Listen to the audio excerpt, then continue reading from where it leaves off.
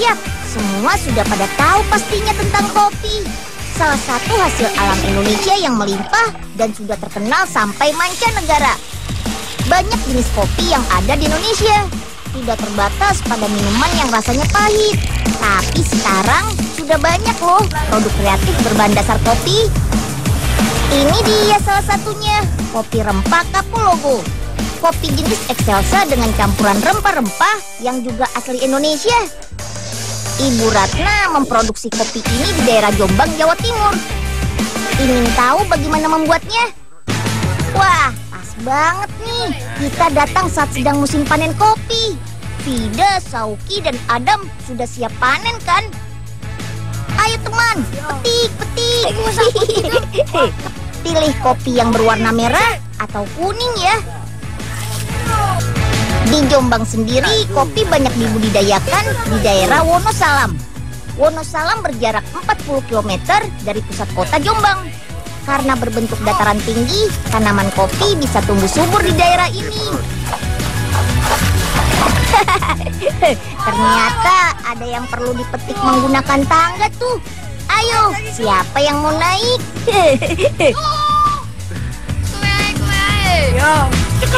Wah, ternyata Adam yang harus naik. jangan lupa.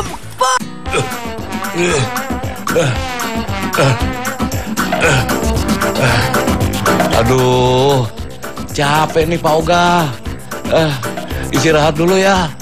Aduh, payah. Masa baru 5 menit numbuk udah capek kamu, Pak? Ayo terus, buk-tumbuk lagi. Loh, Pak Oga, Bu Juria, lagi pada ngapain ini? Itu untuk apa, Bu? Nah Unyil, ini loh Bu Juriah minta tolong Pak Oga numbuk kopi. Mau buat kopi rempah taya. Sudah bayar mah 5.000, masa bilang capek? Ya, hari gini masih numbuk. Kapan selesainya? Bu, Unyil mau ke tempat pembuatan kopi rempah. Siapa yang mau ikut? Kebetulan taya. Sana Pak Oga, ikut tuh bantu nak Unyil. Nanti bawain buat saya ya. Asik. Kemon Den. Nih Bu Juria, gantian numbuknya. Bener juga ini kata Pak Oga. Aduh, capek. Wah, kopinya sudah cukup banyak. Lanjut yuk, kita giling. Dengan memutar tuas, kopi otomatis akan pecah. Penggilingan ini membantu mengupas kulit kopi sampai terlihat bagian bijinya.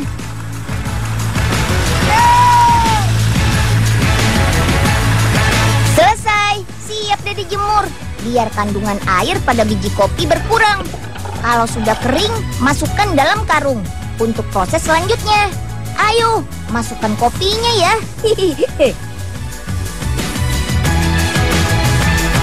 Lanjut, giling lagi. Penggilingan menggunakan mesin ini adalah yang terakhir. Masukkan kopi kering ke dalam lubang mesin. Secara otomatis, biji dan kulitnya akan terpisah. Wah, mantap deh. Pak Oga, biar Unyil aja deh yang naik ke atas ya. Pak Oga tolong pegangin tangganya aja dari bawah ya. Siap Den. Pak Oga jagain dari bawah ya.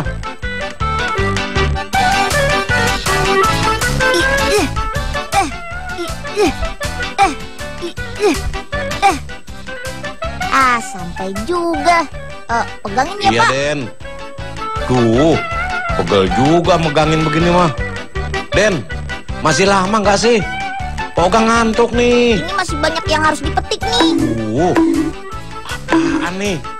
Den, biji kopinya pada jatuh nih. Den. Aduh, Pak Oga, udah Den. jangan berisik dong. Bentar lagi juga selesai kok. Iya Den, tapi ini bijinya nih. Aduh. Udah, Pak Oga tinggal aja deh. Iya, Pak Oga, Pak. Aduh, Pak Oga, gimana nih? Untuk membuat kopi rempah, pertama siapkan dulu rempahnya. Kali ini Ida akan bantu memotong jahe sebagai salah satu bahan pendukungnya. Kupas jahe, lalu lanjutkan dengan memotongnya tipis-tipis. Hati-hati ya Ida. Setelah itu, jemur jahe sampai kering, kira-kira 3 hari. Selanjutnya, siapkan semua bahan rempah. Timbang jahe kering sesuai kebutuhan. Campurkan dengan bahan lain seperti cengkeh, kayu manis, dan kapulaga. Aduk sampai semua bahan tercampur rata. Selain untuk memberikan manfaat terhadap kesehatan, penambahan rempah juga memberi pengaruh terhadap rasa dan aroma kopi loh. Lanjut, timbang kopinya juga. Oh iya, kopi rempah menggunakan jenis kopi Excelsa. Kopi asli Jombang yang memiliki ciri-ciri tertentu.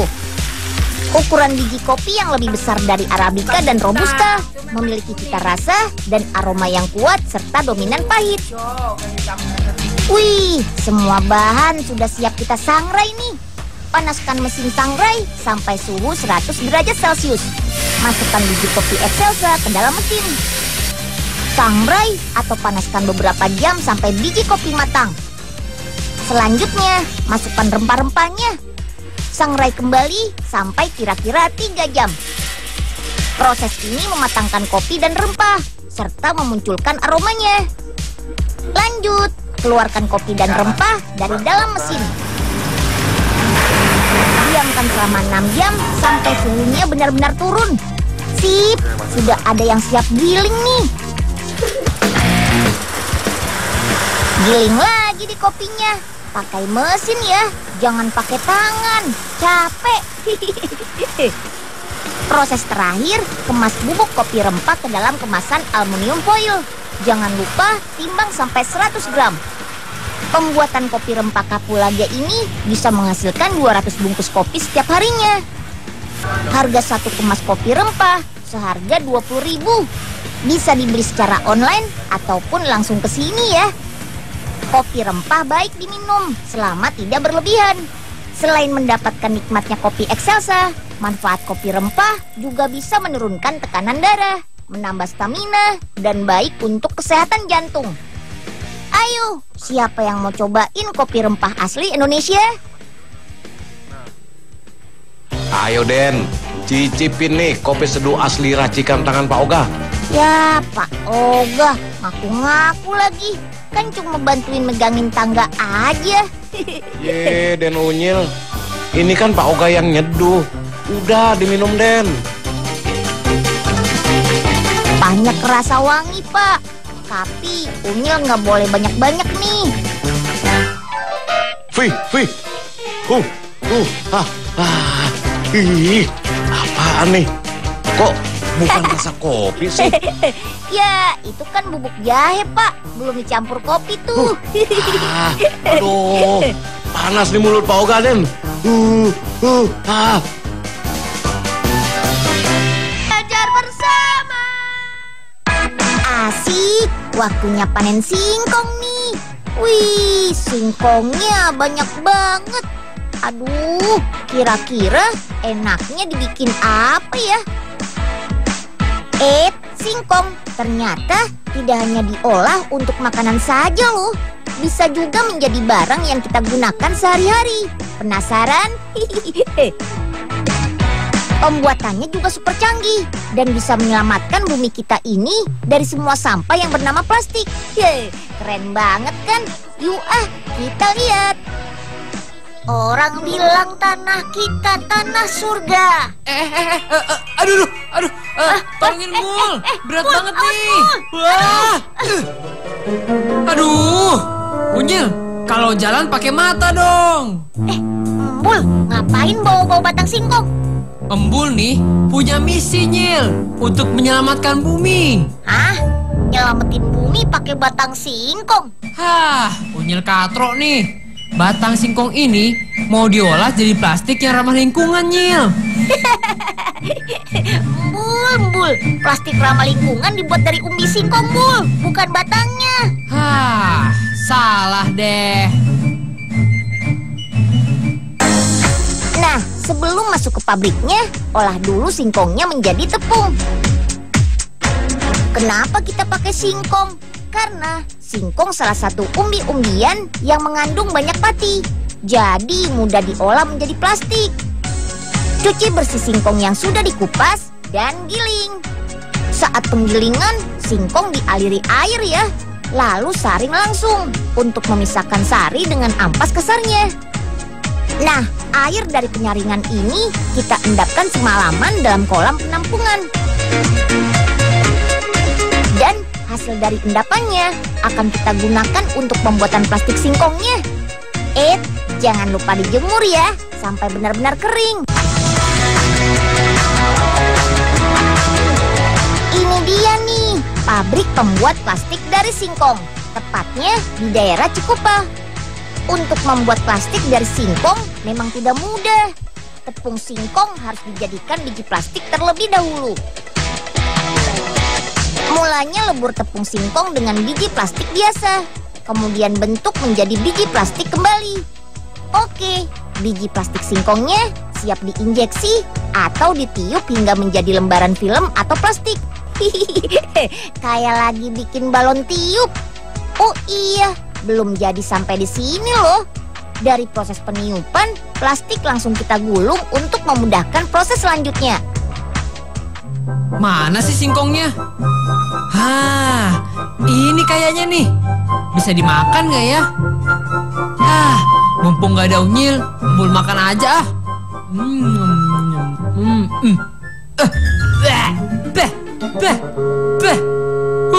Keras banget sih, nggak enak. Plastik singkong biasa disebut ekoplas. Langsung kita printing atau kita cetak. Pada proses ini, plastik diberi warna dan desain sesuai kebutuhan. Asal kalian tahu juga nih, Indonesia adalah negara pertama yang menciptakan plastik ramah lingkungan ini loh. Wih, hebat kan? Awalnya, plastik berbahan singkong ini lebih dilirik oleh negara tetangga seperti Amerika dibandingkan dengan negara kita sendiri. Lanjut, bentuk dan potong ekoplas yang sudah diprinting. Hup, hup, hup. Jadi deh, plastik satuan sesuai desain yang diinginkan. Lihat, dari bentuknya pasti plastik tas ini digunakan untuk souvenir. Selain digunakan untuk tas souvenir, plastik dari singkong ini banyak digunakan untuk pembungkus makanan sekali pakai. So, dijamin aman deh. Nah, gimana nih hasil kreasi kekayaan alam yang satu ini? Keren banget kan? Ayo, mulai lakukan yang terbaik untuk alam kita ya. Umbul, ini loh plastik yang terbuat dari pati singkong. Ini Nyil. Wah, beda dengan plastik biasa. Kalau gitu, Umbul bawa satu ya. Aduh, jangan Bul. Nanti diomelin petugas pabriknya. Satu aja. Pelit banget sih. Gak bakal ketahuan kok, Nyil. Aduh, ya Nyil, jadi berantakan tolongin nih. dong, Nyil. Ayo cepetan bangun Bul, cepetan. Nyil sih. Ayo kita kabur. Waduh, penebangan liar nih, gak bisa dibiarkan. Tapi tunggu dulu. Itu kan Nabil, Fatur dan Daniel teman Unyil. Oh iya ya, jangan-jangan mereka sedang mencari kulit kayu. Di Kalimantan Timur, kulit kayu banyak dimanfaatkan sebagai bahan membuat kerajinan. Tas cantik ini salah satunya. Selain unik, pemanfaatan kulit kayu menjadi kerajinan juga menambah nilai jualnya loh. Gimana ya cara membuatnya? Dari kayu bisa menjadi tas. Penasaran kan? Come on, ikut Unyil langsung ke perajinnya di Tenggarong, Kalimantan Timur. Si Unyil kemana sih? Katanya mau bikinin tas buat Aye. Udah jadi belum ya? Bisa batal dah nih acara kekondangan. Aduh, pakai hujan lagi. Aye samperin aja dah ke rumahnya. Waduh, gawat nih. Poipe pasti sudah nungguin tasnya nih. Mana belum dijahit lagi. Ngebut ah. Ya. Pertama kali kita harus mencari kulit kayunya. Pohon yang menghasilkan kulit kayu bernama Latin Artocarpus elastica. Pohon ini tumbuh subur di Indonesia. Di sini salah satunya, hutan kecil di daerah Bukit Biru, Tenggarong.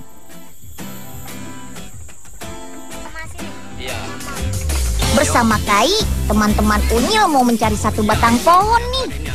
Aduh, hati-hati ya. Asik, nggak susah-susah, langsung dapat pohonnya. Ayo, kita potong dulu. Di beberapa daerah di Indonesia, pohon ini punya nama yang berbeda. Di Kalimantan Timur sendiri dikenal dengan nama Jomo.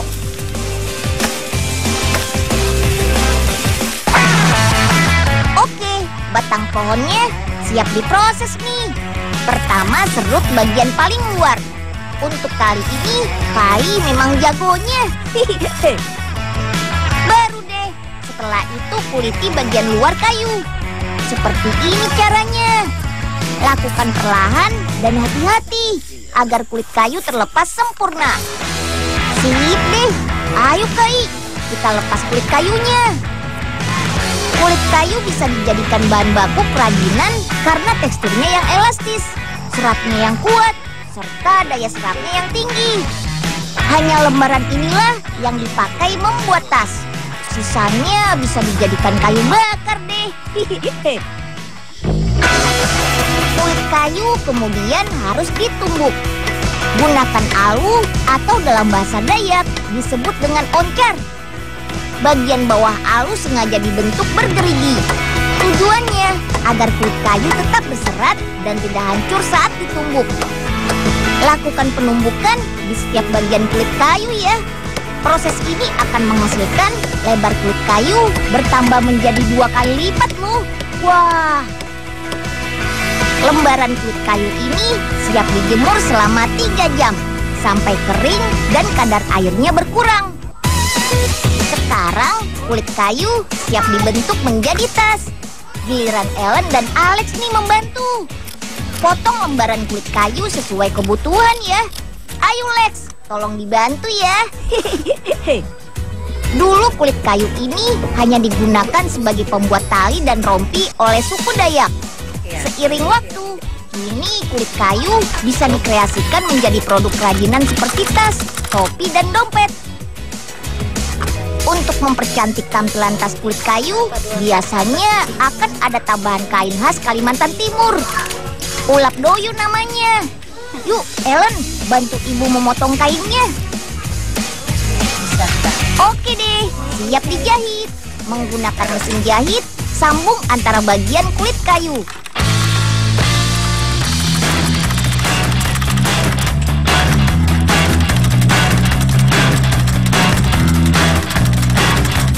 Pada proses ini, tas hanya terbentuk setengah jadi. Selanjutnya, penjahitan dilakukan secara manual menggunakan tangan. Wah, benar-benar dibuat secara handmade ya.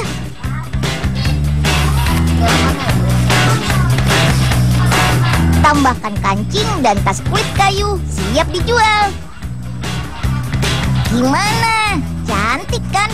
Aduh, apalagi Ellen yang pakai tuh. Lucunya. Wih, keren banget nih tasnya. Wah, kayaknya cocok juga nih buat Unyil. Keren. Woi Nyil, ngapain sih pakai lenggak-lenggok depan kaca? Mana bobo tas cewek lagi? Ih, Po Ipe, Unyil kan cuma nyoba aja, Po. Nih, tas Empo sudah jadi. Gimana, Po? Bagus nggak? Ini tas buat Empo, Nyil. Widih, cakep bener ini. Udah kayak tas yang dipakai ibu-ibu pejabat. Makasih ya, Nyil. Berapa ini harganya? Bayarnya pakai kerak telur sama roti buaya aja deh, Po. Oleh-oleh dari kondangan. Ya ilah, jangankan roti buaya, Nyil. Roti dinosaurus juga ntar Po bawain dah buat Unyil. Tas kulit kayu ini dijual di beberapa toko oleh-oleh khas Kalimantan. Harganya beragam, mulai dari Rp50.000. Karena prosesnya yang lumayan sulit, sehari perajin di sini hanya bisa membuat puluhan tas kulit kayu. Menurut perajin, ketersediaan bahan baku kulit kayu saat ini semakin sulit. Padahal jika mau melestarikannya, Kalimantan Timur bisa menghasilkan puluhan ton kulit kayu dari hutannya. Makanya, ayo lestarikan hutan dan pohonnya. Setelah memotong, biarkan tunas pohonnya tumbuh lagi ya. maju terus produk asli Indonesia.